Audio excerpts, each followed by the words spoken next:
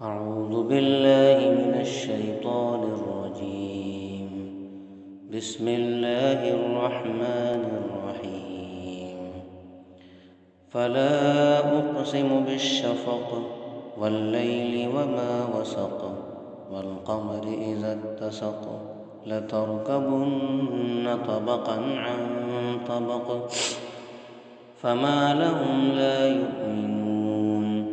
وإذا قرئ عليهم القرآن لا يسجدون بل الذين كفروا يكذبون والله أعلم بما يوعون فبشرهم بعذاب أليم إلا الذين آمنوا وعملوا الصالحات لهم أجر غير ممنون.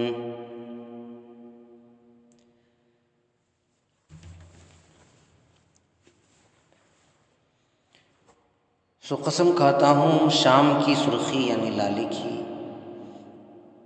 اور قسم کھاتا ہوں رات کی اور جو چیزیں اس میں سمٹ آتی ہیں، اور قسم ہے چاند کی جب وہ پورا بھر جائے، مکمل ہو جائے، کہ تم کو سیڑھی پر سیڑھی چڑھنا ہے. پھر کیا ہوا ان کو جو یقین نہیں لاتے،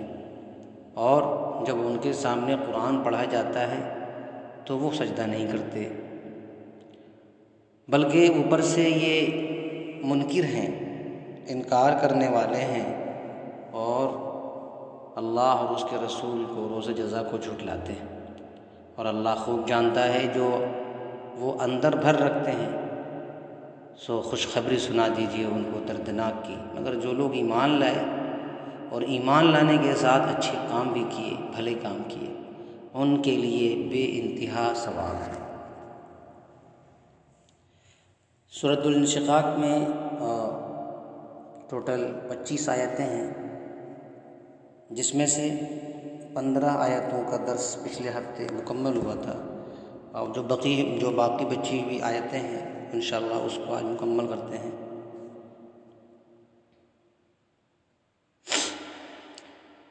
اس آیت میں اللہ تعالیٰ نے 5 چیزوں کی قسم کھائی. اللہ تعالیٰ نے اس میں 5 چیزوں کی قسم کھائی ہے. سب سے پہلی قسم اللہ تعالیٰ نے کھائی ہے، اور وہ 4 چیزوں کی جو قسم کھائی ہے اگر غور کریں تو اس مضمون کے یہ ساری قسمیں جو ہیں اس مضمون کی گواہ ہیں کہ جو قسم کا جواب آنے والا ہے. قسم کا جواب یہ ہے کہ انسان کو ایک حال پر قرار نہیں، اس کے درجے، اس کی حالت ہر وقت بدلتی رہتی ہے، وہ ایک حال پر واقع نہیں رہتا. سب سے پہلے قسم اللہ نے کھائی شفق کی. شفق کسے کہتے ہیں؟ وہ لالی یا سرخی جو سورج کے ڈوبنے کے بعد پچھم کی سمت، آسمان میں پچھم کی سمت ظاہر ہوتی ہے، اس کو شفق کہتے ہیں. اللہ تعالیٰ نے سب سے پہلے شفق کی قسم کھائی. اور یہ رات کی شروعات ہے جو انسانی حالت میں ایک بڑے انقلاب کا مقدمہ ہے، کہ روشنی جا رہی ہے اور اندھیرا آ رہا ہے. اس کے بعد خود رات کی قسم ہے جو اس تبدیلی کو مکمل کرتی ہے، جو اس انقلاب کو مکمل کرتی ہے. اس کے بعد ان تمام چیزوں کی قسم کھائی اللہ تعالیٰ نے جن کو رات کی اندھیری اپنے اندر جمع کر لیتی. اس کے بعد اللہ تعالیٰ نے قسم وسق کے اصل معنی کیا ہے؟ وسق کے معنی ہوتے ہیں جمع کر لینا. وسق کے معنی ہوتے ہیں جمع کر لینا، اور اس کا عام معنی مراد لیے جائیں تو اس میں یہ ہے تمام دنیا کی کائنات داخل ہے. یعنی جو رات کی اندھیری میں چھپ جاتی ہیں، جو رات کی تاریکی میں چھپ جاتی ہیں، اس میں حیوانات بھی ہیں، پیڑ پودے بھی ہیں، پتھر بھی ہیں، پہاڑ بھی ہیں، دریا سے بھی شامل ہیں. اور جمع کر لینے کی مناسبت یہ ہے، مناسبت سے یہ معنی بھی ہو سکتا ہے کہ جو چیزیں جو چیزیں نیچرلی دن کی روشنی میں بالکل پھیلی ہوئی رہتی ہیں، رات کے وقت وہ سب سمٹ کر اپنے اپنے ٹھکانوں میں جمع ہو جاتی ہیں۔ انسان اپنے گھر میں آ جاتا ہے، حیوانات اپنے اپنے گھروں میں، اور پرندے اپنے گھونسلوں میں جمع ہو جاتے ہیں۔ کاروبار کرنے والے کاروبار میں پھیلے ہوئے سامانوں کو سمیٹ کر بالکل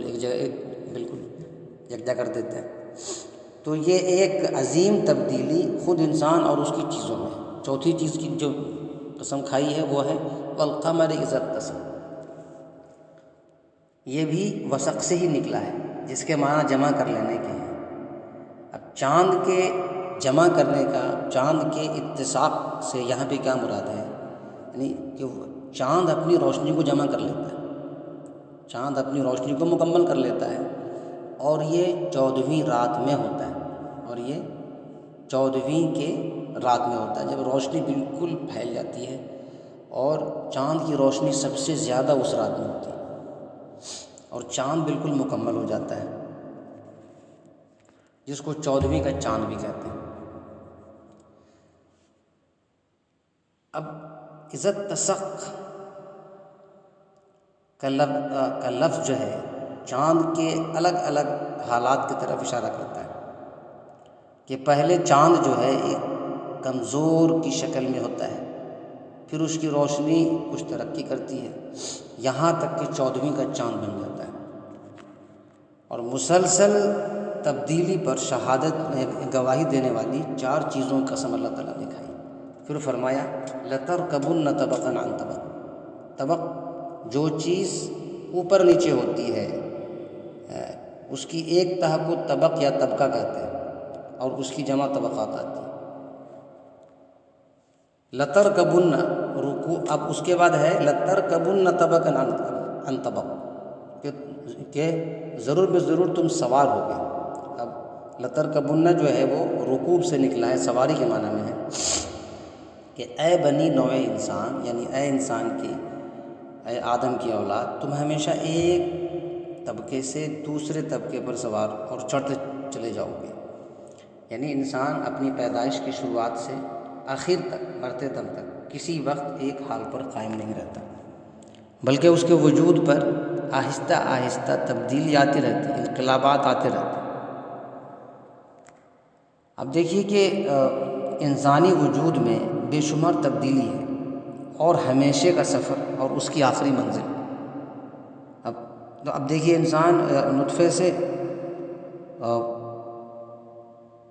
نطفے سے خون بنا، جمع ہوا خون بنا، پھر اس سے گوشت کا ایک ٹکڑا بنا، پھر اس میں ہڈیاں پیدا ہوئیں، پھر ہڈیوں پر گوشت چڑھا، پھر اس کے جو اعضاء ہیں، اس کے جو باڈی کے جو سارے حصے ہیں وہ مکمل ہوئے، پھر اس میں اللہ تعالیٰ نے روح ڈالی، اور وہ ایک زندہ انسان بن گیا، جس کا کھانا پینا ماں کے پیٹ کے اندر خون تھا۔ اب 9 مہینے کے بعد اللہ تعالیٰ نے اس کو دنیا میں آنے کا راستہ آسان کر دیا، اور گندی غذا کی جگہ ماں کا دودھ ملنے لگا۔ دنیا کی ہوا دیکھی، بڑھنے لگا، پھولنے لگا، 2 برس کے بعد چلنے پھرنے لگا، بولنے کی بھی طاقت حرکت میں آئی، ماں کا دودھ چھوٹ گیا، اس سے زیادہ لذیذ اور طرح طرح کے کھانے اس کو ملنے لگے، کھیلنا کودنا، پھر کچھ ہوش اور شعور بڑھا تو پڑھائی لکھائی کے شکنجے میں کسا گیا، جوان ہوا، سب سے تو پچھلے سارے کام کو چھوڑ کر اب جوانی کی جو خواہشات ہیں اس خواہشات نے جگہ لے لی۔ اب ایک نئی دنیا شروع ہوئی، نکاح، شادی، اولاد، خاندانی کے مقام، دن رات کا جو ہے یہ کام بن گیا۔ آخری یہ دور بھی ختم ہونے لگا، طاقت کمزور ہوئی، کمزوری آ گئی، بڑھاپا بھی آ گیا، اس دنیا کی آخری منزل یعنی قبر تک پہنچنے کے سامان بھی ہونے لگے، اور یہ سب چیزیں سب کی آنکھوں کے سامنے ہوتی ہیں، اور کسی کی بھی ہمت نہیں ہے کہ اس کا انکار کرے، مگر حقیقت سے جو غافل انسان ہے وہ سمجھتا ہے کہ یہ موت ہے، یہ قبر ہے، اس کی آخری منزل ہے، آگے کچھ بھی نہیں۔ اللہ تعالیٰ جو کائنات کا پیدا کرنے والا ہے، ہر چیز کی خبر رکھنے والا ہے، اس کے آگے آنے والے مراحل کو اپنے نبیوں کے ذریعے غافل انسان تک پہنچا دیا کہ قبر تیری آخری منزل نہیں، بلکہ یہ صرف ایک ویٹنگ روم ہے، اور آگے ایک بڑی دنیا آنے والی ہے، اور اس میں ایک بڑے امتحان کے بعد انسان کی آخری منزل مقرر ہو جائے گی، جو اللہ کی یاد، راحت اور آرام کی ہوگی، پھر ہمیشہ کی عذاب و مصیبت، اور اس آخری منزل پر ہی انسان اپنے حقیقی ٹھکانے پر پہنچ کر جو تبدیلی یہاں سے وہاں، وہاں سے وہاں کے جو چکر ہیں، اس سے وہ نکل پائے گا۔ اسی کو اللہ تعالیٰ نے فرمایا ان الی ربک الرجعی وان الی ربک المنتہی، کہ تمہارے رب کے پاس ہی اصل میں لوٹنا ہے اور وہیں پہ اصل منزل ہے۔ کہ اس بات کو بیان فرما کر غفلت میں ڈوبے ہوئے انسان کو حقیقت اور اس کی آخری منزل سے آگاہ کیا، اور اس کو وارن کیا کہ عمر دنیا کے تمام حالات اور تبدیلی آخری منزل تک جانے کا سفر اور اس کے یہ سارے مرحلے ہیں، اور انسان چلتے پھرتے، سوتے جاگتے، کھڑے بیٹھے، ہر حال میں اس سفر کی منزل طے کر رہا ہے، اور بالآخر اپنے رب کے پاس پہنچ جائے گا، اور پوری زندگی کے اعمال کا حساب دے کر آخری منزل میں قرار پاتا ہے، سکون پاتا ہے، جہاں یا تو راحت ہی راحت ہے جو کبھی نہ ختم ہونے والی، یا پھر اللہ تعالیٰ کی پناہ عذاب ہی عذاب ہے اور نہ ختم ہونے والی مصیبت ہے۔ تو عقل مند انسان کا کام یہ ہے کہ دنیا میں اپنے آپ کو ایک مسافر سمجھے اور اپنے اصلی وطن کے لیے سامان تیار کرے، اور وہاں پر سامان بھیجنے کی فکر کو ہی دنیا کا سب سے بڑا مقصد بنائے۔ رسول صلی اللہ علیہ وسلم نے فرمایا کن فی الدنیا کأنک غریب او عابر سبیل، یعنی دنیا میں اس طرح رہو جیسے کوئی مسافر کچھ دن کے لیے کہیں ٹھہر گیا، یا کسی راستے میں چلتے ہوئے تھک گیا تو تھوڑی دیر کے لیے آرام کر لیا۔ حضرت جابر رضی اللہ تعالیٰ عنہ ایک مشہور صحابی ہیں، ان کی حدیث ہے، وہ اس حدیث کے راوی ہیں کہ خود رسول اللہ صلی اللہ علیہ وسلم سے اسی مضمون کی روایت کی ہے جو اس جگہ ابھی آئی۔ اب ان آیات میں بھی غافل انسان کو اس کی تخلیق اور دنیا کی عمر میں اس کے پیش ہونے والی جو بھی حالت ہیں، جو بھی انقلاب ہے، وہ سامنے کر کے یہ ہدایت دی ہے کہ غافل اب بھی وقت ہے کہ اپنے انجام پر غور کرو، فکر کرو، مگر ان تمام ہدایت کے باوجود بہت سے لوگ اپنی غفلت سے باز نہیں آتے، اس لیے آخر میں فرمایا فما لهم لا یؤمنون، یعنی ان غافل اور جاہل انسانوں کو کیا ہو گیا کہ یہ سب کچھ دیکھ رہے ہیں، سن رہے ہیں، پھر بھی ایمان نہیں لاتے۔ وَإِذَا قُرِئَ عَلَيْهِمُ الْقُرْآنُ لَا يَسْجُدُونَ، یعنی جب ان کے سامنے یہ ساری باتیں اور قرآن پڑھا جاتا ہے، اس وقت بھی وہ اللہ کی طرف نہیں جھکتے۔ اب سجدہ کے کیا معنی ہے؟ سجدہ کے معنی جھکنے کے ہیں، اور اطاعت کرنا، بات مان لینا، اس سے بھی کنایہ ہوتا ہے۔ اب ظاہر ہے کہ اس جگہ سے مراد سجدہ نہ کرنے سے مراد اصطلاحی نہیں بلکہ اللہ کے سامنے اطاعت کے ساتھ جھکنا ہے، جس کو خشوع کہتے ہیں۔ اور اس آیت میں سجدے کا حکم کسی خاص آیت کے متعلق نہیں بلکہ پورے قرآن کے متعلق ہے۔ اگر اس سے سجدہ اصطلاحی مراد لیا جائے تو بھی یہ لازم آئے گا کہ پورے قرآن کی ہر آیت پر سجدہ لازم ہے، سجدہ لازم ہے، جو باجماع امت مراد نہیں ہو سکتا، سلف میں اس کو اس کے قائل نہیں۔ اب رہا مسئلہ یہ کہ اس آیت کے پڑھنے اور سننے پر سجدہ واجب ہے یا نہیں ہے، تو آپ صلی اللہ علیہ وسلم کی حدیث کے پیش نظر اس کے پڑھنے کے بعد سجدہ کرنا واجب ہے۔ صحابہ اکرام اور آپ صلی اللہ علیہ وسلم بھی جب یہ سورت پڑھتے تھے اور اس آیت پر پہنچتے تھے تو سجدہ کرتے تھے۔ حضرت ابو ہریرہ رضی اللہ تعالیٰ عنہ بھی فرماتے ہیں کہ میں نے آپ صلی اللہ علیہ وسلم کے پیچھے نماز میں اس آیت پر سجدہ کیا ہے، یعنی جو آیت ابھی پڑھی گئی کہ وَإِذَا فَمَا لَهُمْ لَا يُؤْمِنُونَ وَإِذَا قُرِئَ عَلَيْهِمُ الْقُرْآنُ لَا يَسْجُدُونَ، کہ جب ان کے سامنے قرآن پڑھا جاتا ہے تو وہ سجدہ نہیں کرتے۔ آپ صلی اللہ علیہ وسلم نے نماز میں اس کو پڑھی، اس سورت کو پڑھی اور سجدہ بھی کیا۔ اس لیے فرماتے ہیں کہ جب تک جب تک میں زندہ ہوں تب تک اس پر میں سجدہ کرتا ہی رہوں گا۔ اور صحیح مسلم میں حضرت ابو ہریرہ رضی اللہ تعالیٰ عنہ سے روایت ہے، میں نے نبی صلی اللہ علیہ وسلم کے ساتھ اذا السماء انشقت اور اقرا بسمہ میں بھی سجدہ کیا۔ آپ صلی اللہ علیہ وسلم نے اقرا بسمہ بھی سورت پڑھی، اس میں بھی سجدہ ہے وہ پڑھی، اور نماز ہی میں سجدہ کیا۔ تو یہ سورہ انشقاق کی یہ صورت آج اس کا درس مکمل ہوا۔ تو آج کے درس کا خلاصہ یہی ہے کہ اللہ تعالیٰ نے 4 چیزوں کی قسم کھائی۔ قسم کھانے کے بعد انسان کو متنبہ فرمایا